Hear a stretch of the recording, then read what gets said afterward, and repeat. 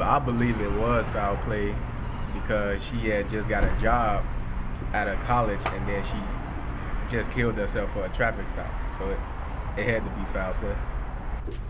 That is kind of touchy because at a point there is foul play that can be suspected, but at the same time, while she was getting arrested, she did say that she had epilepsy. So maybe something with that could have caused it. But I mean, you may never know. But that story just doesn't add up altogether. Cool. I was watching that on the news, and my daughter told me that because I wasn't quite understanding how she could hang herself because they take things from you when you get in jail. So it's very hard to believe that she would have took her own life. And from the story that they were telling. So I really do think that there was some kind of foul play there. So, I mean, me personally, I think the whole situation was wrong as far as how he handled it. And, as far as feeling threatened when you're confronted with a woman and you are a man, I don't like that part, And then you got tactical training. They have a thing called angry man when they're going through their police training. That's when you got to take down a defendant with just hands, not using your weapon. And a lot of them don't even apply that right.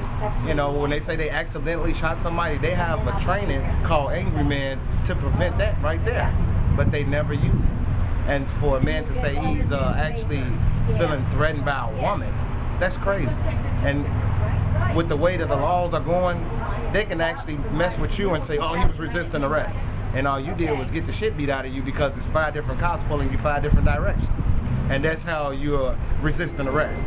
Because one got his knee on your back, one got his knee on your head, one pulling one arm this way, one pulling a leg that way. You can't win from losing. So, I think their tactics need to be truly addressed, or we're going to have a real big problem out here. And I don't think it's going to be a black and white problem. I think it's going to be a cop government against society, against a civilian problem.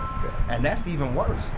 Because trying to have a revolution in this day and age, where they got guns out here that's way more dangerous than they had when they had the muskets.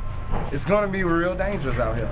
And me personally, I don't want that to happen in my lifetime or nobody else's lifetime, because it's going to be ugly. You're going to have a lot of deaths out here that's going to be, just washed up for no reason. It's a lot of good people out here, and a lot of good people love, life. It's just nature. My whole thing with my questions that I've been asking my friends, everybody, about the Sandra Bland situation is, my thing is she has no background, no felonies, no nothing. What was her whole purpose of even being taken to jail? If you're being pulled over for a ticket, go on about your day. So what was her whole purpose of them even taking her in there? And then that happens. I find it really funny. I mean, I don't really know a whole lot about what was going on, but that was my whole question. I've actually asked a lot of people about what the whole situation with Sandra.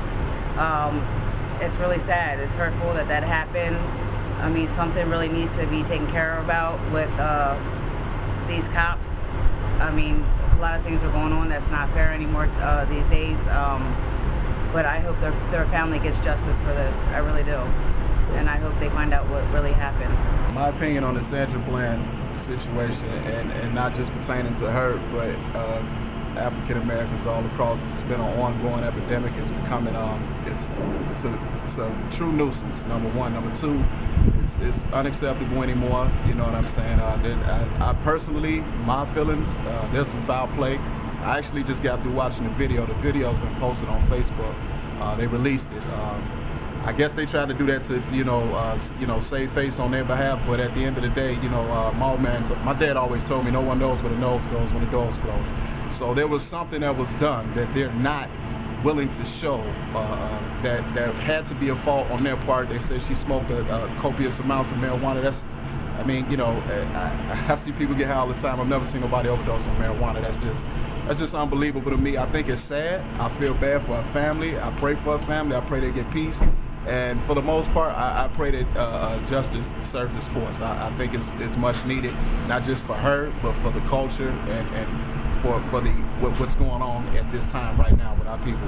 I think it's unfair, it's sad, and you know, justice will prove itself. I think justice will prove itself, and God bless her family. Okay, from the evidence that's been made public to this point, I don't think that there's any sufficient evidence to determine one way or the other whether she killed herself or did not, was killed by police, but clearly the police mishandled the initial arrest.